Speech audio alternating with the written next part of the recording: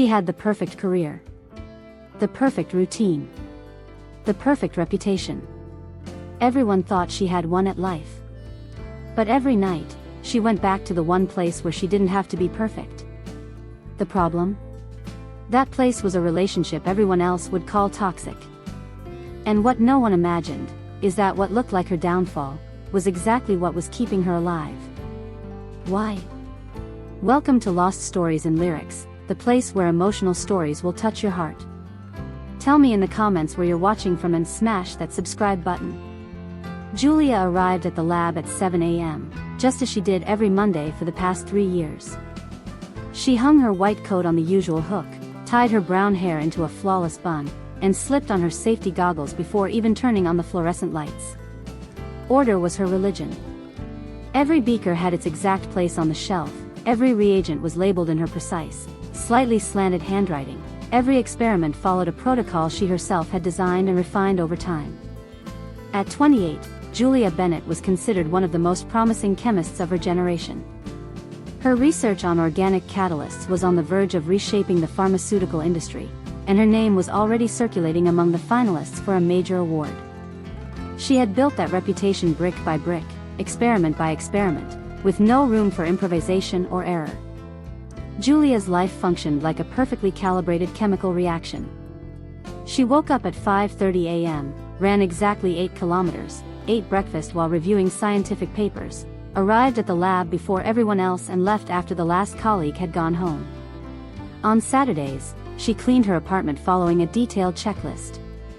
On Sundays, she prepped the week's meals in labeled containers. She had dated 2 men in the past 5 years, both scientists, and both had ended things because she was emotionally unavailable, according to them. Julia disagreed. She simply had clear priorities. That Monday, as she prepared her first titration of the day, the institute's director walked into the lab with a man Julia had never seen before. The contrast between them was impossible to miss. Dr. Harrison wore his usual gray suit, silver hair neatly combed back. The other man wore a worn leather jacket over a black t-shirt stained with paint, jeans ripped at the knee, and heavy boots that left marks on the lab's pristine floor. "Julia, this is Marcus Reed," Dr. Harrison said with a tight smile. "He's working on an art project about science for our outreach campaign. I need you to walk him through your work this week, show him the processes." Julia removed her gloves and extended her hand with a professional smile.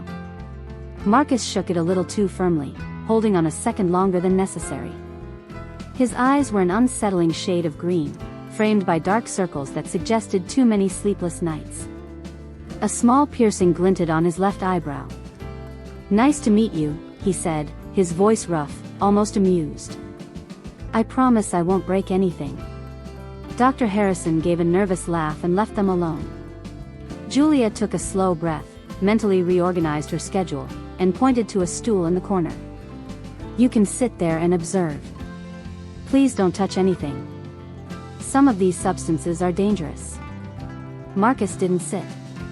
Instead, he wandered through the lab as if it were an art gallery, studying every flask and instrument with a childlike curiosity that irritated Julia more than she cared to admit.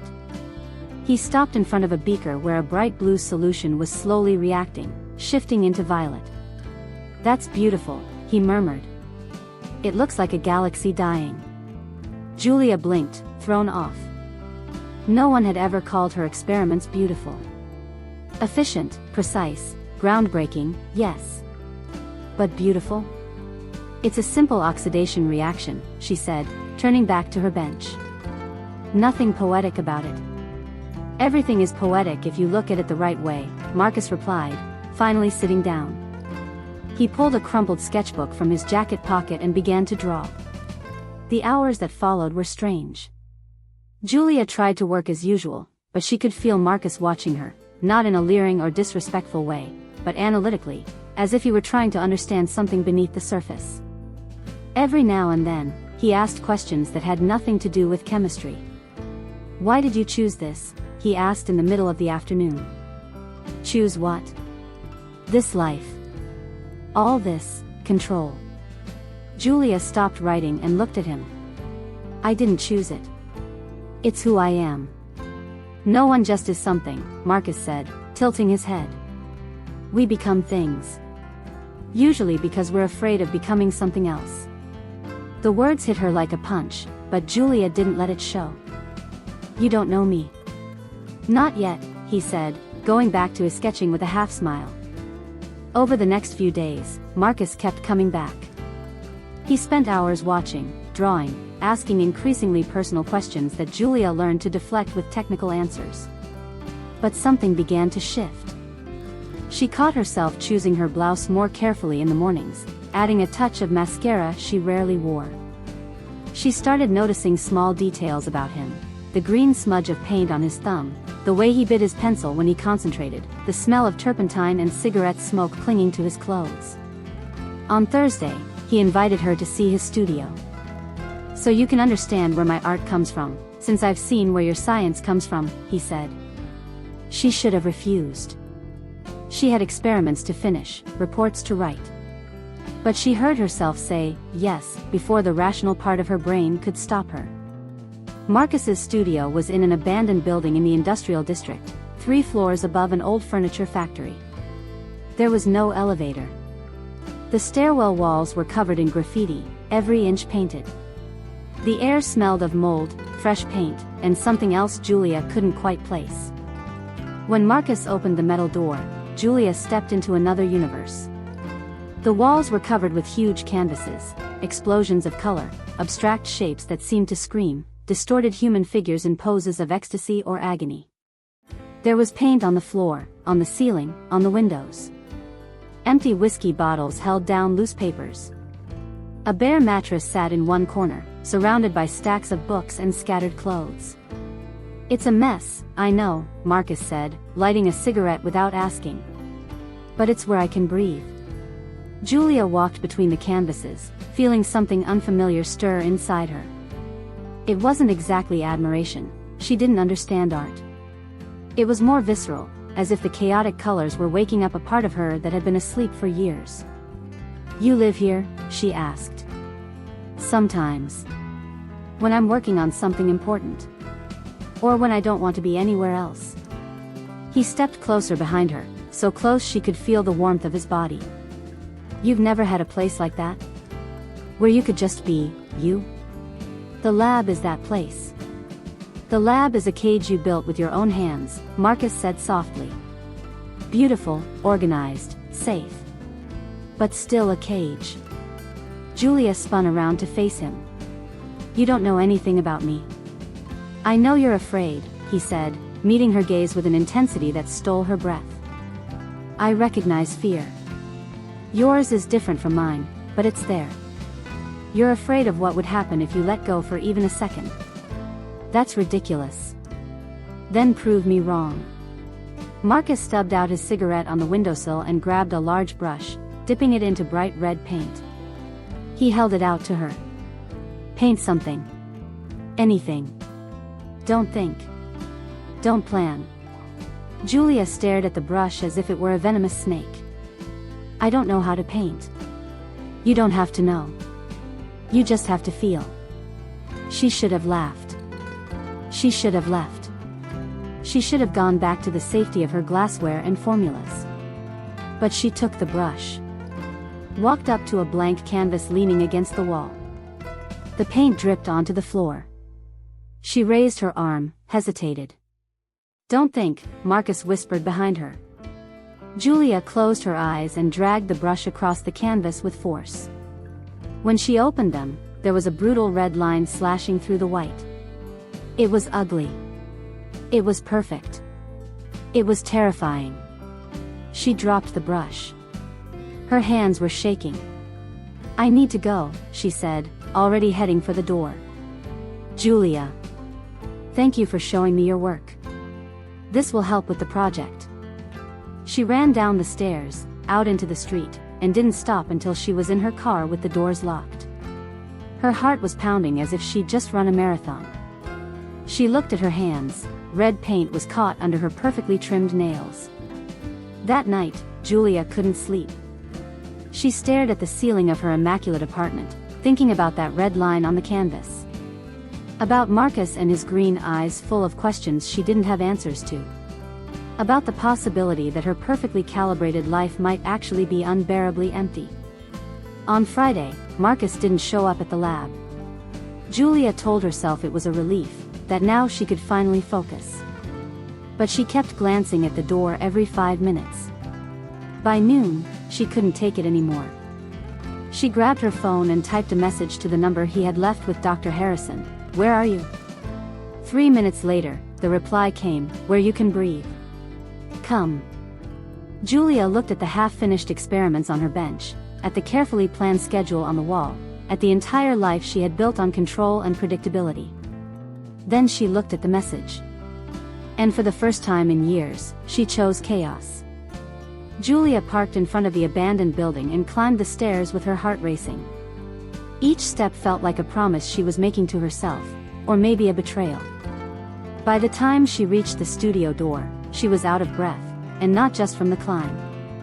Marcus opened it before she could knock, as if he'd been waiting. He was wearing the same clothes as the day before, but there was something different in his eyes, a softness Julia hadn't seen before. "I didn't think you'd come," he said, stepping aside to let her in. "I didn't think I would either." In the weeks that followed, Julia began living two parallel lives. By day, she was the same meticulous scientist, arriving early, working with precision, keeping every experiment under absolute control. But her nights started to belong to Marcus. After work she went to the studio and stayed late, watching him paint, listening to him talk about art, philosophy, all the things she had always considered irrelevant. Marcus painted like he was fighting the canvas. There was violence in his movements, but also a passion that fascinated Julia. He drank while he worked, cheap whiskey straight from the bottle, and sometimes disappeared for hours to smoke something that wasn't just cigarettes on the building's roof. Julia knew she should care, should see the warning signs. But there was something magnetic about that chaos, that refusal to fit into any shape. "Why do you do this?" she asked one night, as he finished a particularly dark canvas, black figures dissolving into gray. "Do what?" "Destroy yourself like this." The drinking, the drugs, sleeping 3 hours a night. Marcus stopped painting and looked at her with that sad half-smile she was starting to know well. "Because when I stop feeling everything intensely, I feel nothing. And feeling nothing is worse than feeling too much." He stepped closer, letting the brush fall to the floor. He cupped Julia's face with paint-stained hands. "You spend your whole life trying not to feel. I spend mine trying to feel everything at once. We're like chemical opposites. Ever thought about what happens when opposites mix?" "An explosion," Julia whispered. "Or a transformation." He kissed her, and it was unlike any kiss Julia had ever known. It wasn't gentle or planned. It was urgent, desperate, like they were both drowning and the other was air. She tasted whiskey and nicotine, felt the roughness of his unshaven jaw, felt his strong hands pulling her closer, and for the first time in her life, she didn't think about consequences. Julia's life began to unravel in small ways. She started arriving late at the lab, unthinkable just months before. She missed deadlines, mixed up notes, made simple mistakes her colleagues noticed with surprise. Dr. Harrison called her into his office for a concerned talk about staying focused. Julia promised to do better, but that same night she was back at Marcus's studio, painting beside him until dawn. She wasn't good at it, her canvases were tense, controlled even when she tried to let go. But there was something freeing about doing something without chasing perfection, without following a protocol. Marcus never criticized her. He just watched, smoked, and occasionally whispered, "Let go," when he saw her hesitate. Julia's friends, the few she had, began to drift away. She canceled dinners, ignored messages, chose Marcus over every social commitment. Her sister, Rachel, called, worried. "Are you okay? You sound exhausted." "I'm fine," Julia lied, looking at Marcus asleep on the studio mattress, an empty bottle beside him. "Did you meet someone?" Rachel pressed. "You're different." "Different how?" "I don't know. More alive? But also more disconnected from everything that used to matter to you." Julia hung up saying she had to get back to work, but her sister's words stayed with her. Did being alive mean abandoning everything she'd built? Wasn't it possible to have both worlds? Marcus didn't make it easier. He was unpredictable in ways that kept Julia constantly off balance. Some days he was attentive and present, creating small moments of intimacy that made her feel seen in a way she never had before. Other days he vanished for 48 hours without warning, without answering messages, leaving her swinging between anger and worry. "I need space sometimes," he said when he finally reappeared after one of those disappearances. "It's not about you. But it affects me," Julia said, trying to keep her voice steady. "I worry. I don't know if you're okay. If you're even alive. You want to control me like you control your experiments," Marcus said, lighting a cigarette. "But people don't work that way, Julia. I don't come with an instruction manual. I don't want to control you. I just want basic predictability. Respect. And I want you to stop being so afraid of actually living." The argument escalated. Julia yelled for the first time in years, said things she didn't really mean. Marcus threw a bottle against the wall, glass shattering across the floor. Then he pulled her into him and kissed her hard, and Julia hated herself for kissing him back, for letting the anger turn into something else. That night, lying beside him on the mattress, Julia finally admitted the truth she'd been avoiding: she was addicted. Not to Marcus exactly, but to the way he made her feel. The adrenaline of unpredictability, the intensity of every emotion, the sense of being truly alive after years numbed by routine. It was like a drug, and she recognized the symptoms of dependence. The following Monday at the lab, Julia spilled sulfuric acid on the bench in a moment of distraction. The corrosive liquid began eating into the surface before she grabbed the neutralizer. Her hands were shaking as she cleaned it up. "Julia?" Her colleague Sarah's voice was gentle, concerned. "This isn't like you. Do you want to talk?" "I'm fine. Just tired." "You're not fine. You've been different for weeks. Is it that artist? Marcus?" Julia didn't answer, but Sarah went on, her tone kind but firm. "I saw you two together at the cafe yesterday. I recognize that look. I've been there. That feeling of finally feeling something after years of numbness." "So what?" Julia snapped. "So sometimes we confuse being alive with destroying ourselves. Sometimes the intensity we chase isn't passion, it's just pain with a prettier name." The words stayed with Julia. That night, when Marcus suggested she quit her PhD and move into the studio with him, something inside her paused. "Just imagine it," he said, eyes shining with a manic excitement she was starting to recognize as a warning sign. "You and me, creating together. No rules, no expectations. Just existing. Marcus, I can't quit my research. I've worked for years. For what? To impress people who don't even care? To get your name on papers no one will read?" He gripped her shoulders. "You've lived more in the past few weeks than in the last 10 years. You know that." And the worst part was that part of her agreed. Part of her wanted to burn everything down and throw herself fully into the chaotic abyss Marcus represented. But another part, smaller, quieter, but still alive, remembered who she was before, what she had built, what she had once dreamed of. "I need to think," she said. "Thinking is your problem," Marcus replied, letting her go and grabbing the whiskey bottle. "You think too much. You feel too little." He turned his back and went back to painting, dismissing her from the conversation. Julia stood there watching him work with that self-destructive intensity, and for the first time she wondered. Was she falling in love with Marcus, or with the idea of destroying herself with him? Julia didn't go to the studio the next night. For the first time in weeks, she stayed in her apartment, sitting on her spotless couch, staring at the white, empty walls. The silence was deafening. She tried to read a research paper, but the words wouldn't land. She tried to sleep, but lay awake, staring at the ceiling, feeling Marcus's absence like an open wound. At 3 in the morning, he showed up at her door. He was soaked from the rain, clearly out of it, his eyes red and glassy. Julia didn't even remember giving him her address. "How did you get here?" "I walked." He stepped inside without being invited, dripping water onto the wooden floor. "I couldn't stop thinking about you. Marcus, you're... I know what I am. Drunk, high, a total mess." He laughed without humor. "But at least I'm feeling something. At least I'm not pretending a colorless life is a real life. Leave." Tears burned in Julia's eyes. "Please. Just go." "Do you love me?" he asked suddenly, holding her face with trembling hands. "Say you love me and I'll go." Julia looked into those green eyes that had hypnotized her, at the man who had split her perfectly ordered life in two, and realized she could no longer tell love from self-destruction. "I don't know what I feel for you," she whispered. "But I know this is killing me." He let go of her as if she burned him.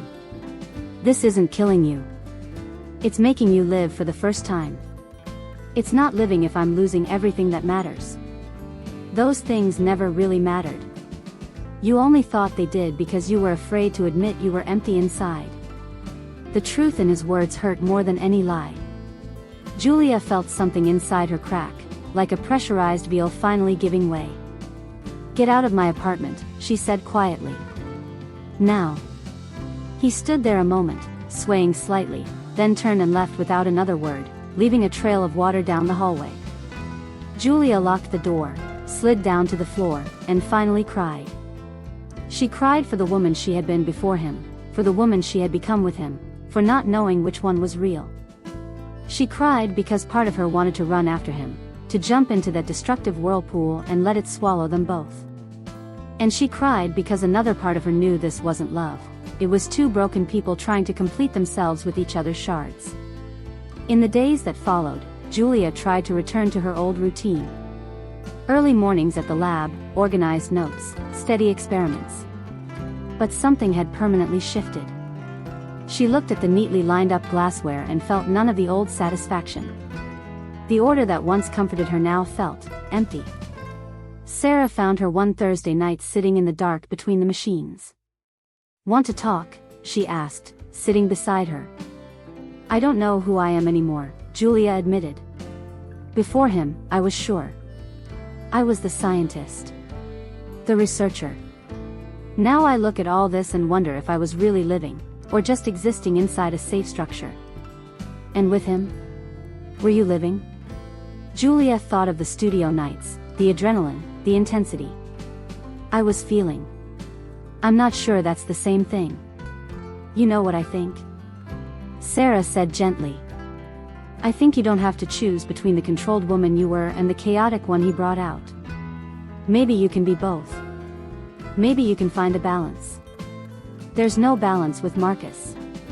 He's all or nothing. Then maybe the question isn't about him.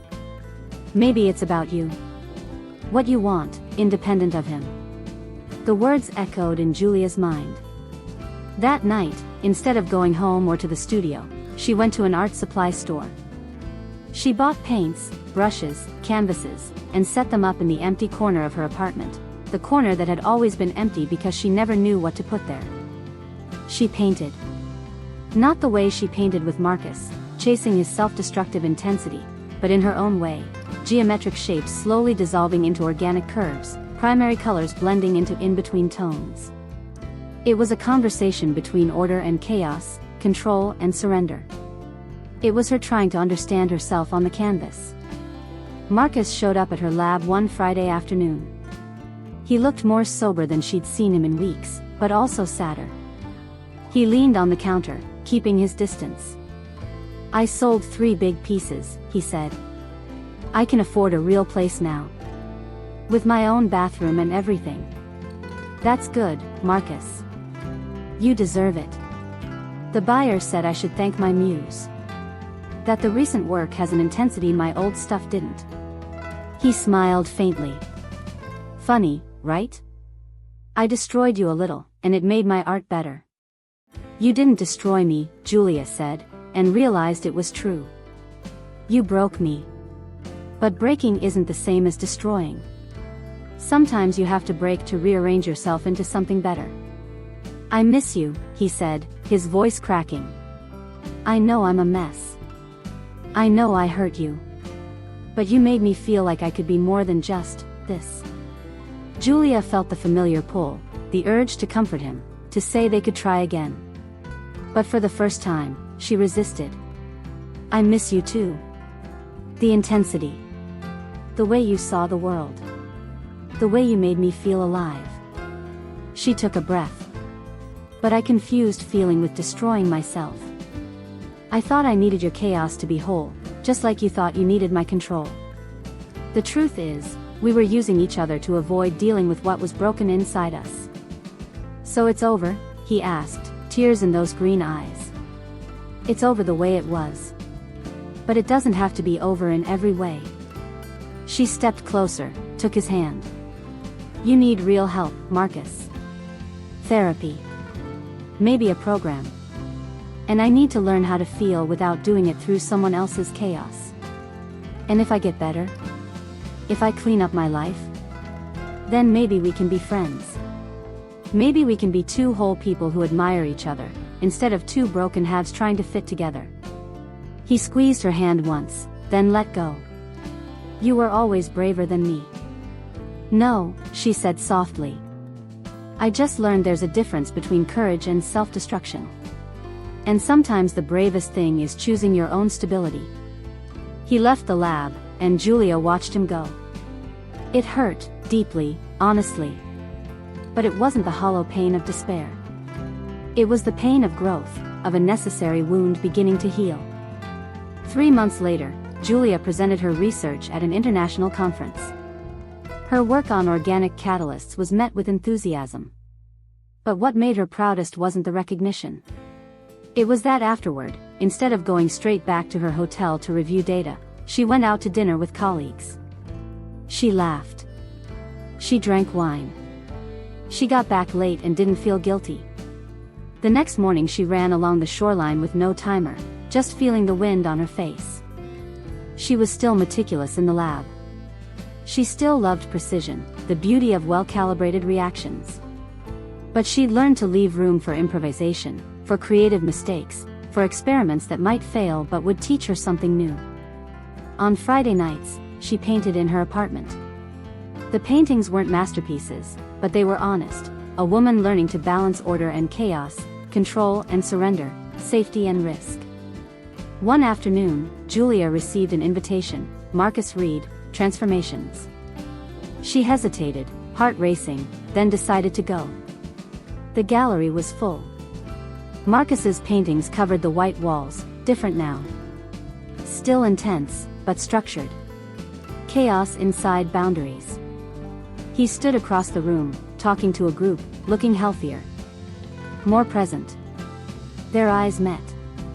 He smiled, gentle, without that hungry desperation he used to carry, and walked over. You came. I did. The work is beautiful, Marcus. Different. 6 months sober, he said quietly. Therapy twice a week. And medication that helps me feel without wanting to destroy myself. I'm really happy for you. I wouldn't have gotten here without you showing me I needed to. He pointed to one canvas, geometric forms dissolving into color. That one's about you. About what I learned.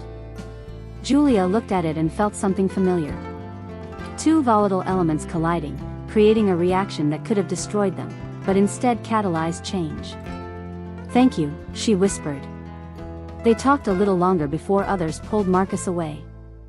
Julia left the gallery as the sun set, painting the sky in pink and gold. She didn't know if they'd ever try again, if two whole people could build something healthy together. Maybe yes, maybe no. It didn't matter anymore. What mattered was that Julia Bennett had learned that living didn't mean choosing between total control and destructive chaos. It meant having the courage to feel deeply without getting lost, to take risks without self-destruction, to let life touch you without letting it consume you. She went home and called her sister. Accepted the Sunday dinner invitation. Then opened her notebook and wrote ideas for a new experiment, one without a set protocol, one that might fail, but was worth trying. And that night, before bed, Julia painted. Because she finally understood she didn't need Marcus's chaos to feel alive. Life was already there, waiting for her to be brave enough to feel it. Enjoyed the video? Smash that like button and subscribe for more awesome stories. I'll be waiting for you in the next story.